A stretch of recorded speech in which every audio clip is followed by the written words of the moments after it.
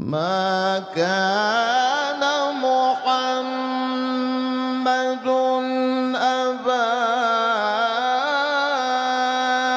أحد من رجالكم ولكن رسول الله وخاتم النبيين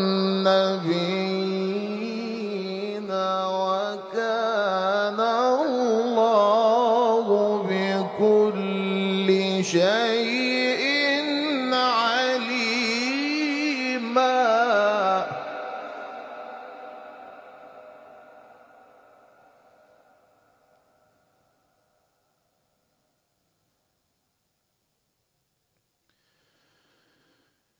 يا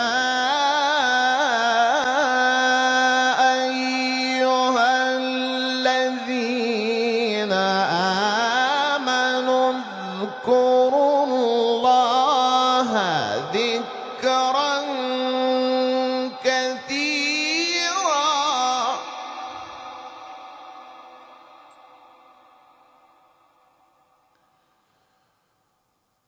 وسبحوه بكرة وأصيلا.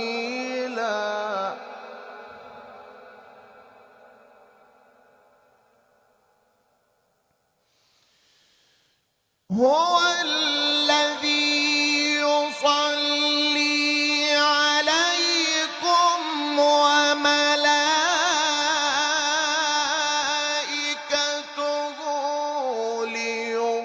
ليخرجكم من الظلمات إلى النور وكان بالمؤمنين رحيما. تحيتهم